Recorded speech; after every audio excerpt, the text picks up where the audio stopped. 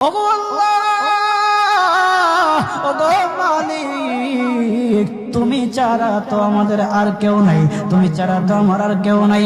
আল্লাহ গো, তুমি যদি মাফ না করো কে আমাকে মাফ করবে? তুমি যদি মাফ না করো কে আমাকে মাফ করবে?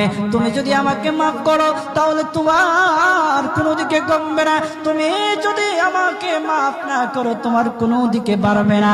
আল্লাহ গো, তুমি আমাকে মাফ করে দাও। সারাটা জীবন অন্যায় কাজ করেছি, সারাটা জীবন নাফরমানি করেছি, আমার কাছে কালেমার দাওয়াত কম আসে নাই, আমার কাছে কালেমার দাওয়াত কম আসে নাই, আমাকে লোকেরা কম বোঝায় নাই। ওগো আল্লাহ, তুমি আমাকে মাফ করে দাও। মাফ না করলে কোথায় যাব, কার কাছে যাব?